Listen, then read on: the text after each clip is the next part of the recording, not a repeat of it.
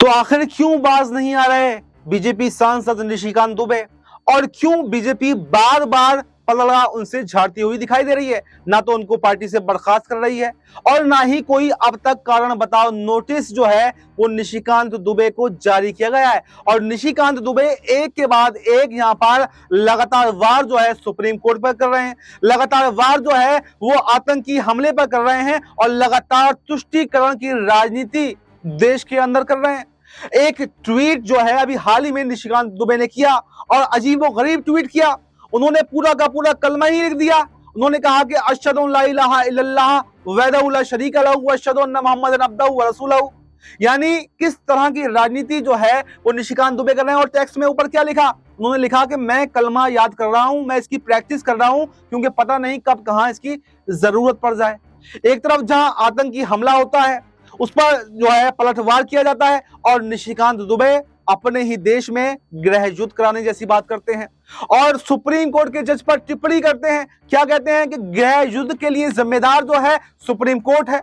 एक तरफ जो है भड़काऊ भाषण आप दे रहे हैं, गलत बयानबाजी आप कर रहे हैं और जिम्मेदार सुप्रीम कोर्ट है।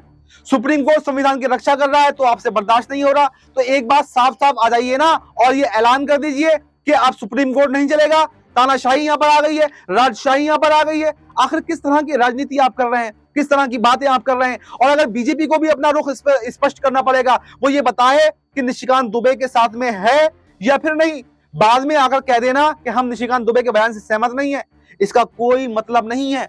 अगर उनके बयान से आप सहमत नहीं है तो कितने कारण बताओ नोटिस आपने जारी किए? और लगातार जब एक के बाद एक बयान वो ऐसे व्यक्ति कोई दे रहा है तो क्यों उसको पार्टी से बेदखल अभी तक नहीं किया गया? क्यों पार्टी से बाहर उसको नहीं किया गया? ये तमाम सवाल ऐसे जरूर हैं कि एक तो सुप्रीम कोर्ट पर सवाल खड़े करना, लेकिन ऐसे में तमाम सवालों के साथ एक सवाल ये भी बनता है कि क्या सुप्रीम कोर्ट अब स्वतः संज्ञान लेकर यहां पर निशिकांत दुबे पर बड़ा एक्शन लेने जा रहा है?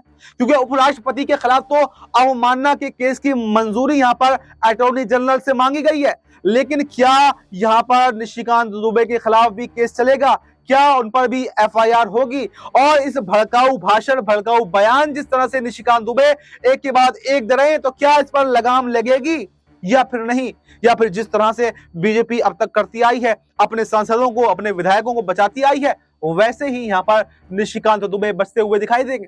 क्योंकि आपको मैं याद दिला दूं, अब से कुछ समय पहले ही यहां पर रमेश बिधूड़ी जो सांसद हुआ करते थे, उन्होंने किस तरह से खुद संसद में खड़े होकर यहां पर एक जो है दानिश अली सांसद हुआ करते थे, उनको कठमुल्ला तक कह दिया।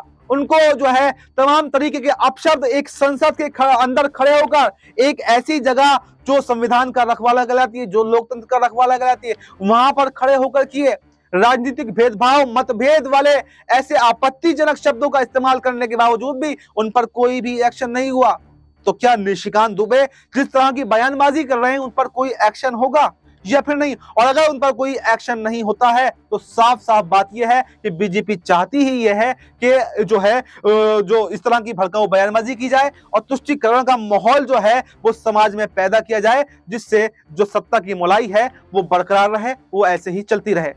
तो फिलहाल इस खबर में, इस रिपोर्ट में इतना ही। इस पूरी खबर पर आपको क्या कुछ कहना, कमेंट बॉक्स में अपनी राय जरूर दें और बाकी देश दुनिया से जुड़ी तमाम बड़ी जानकारी के लिए देखते रहें नेक्स्ट 9 न्यूज।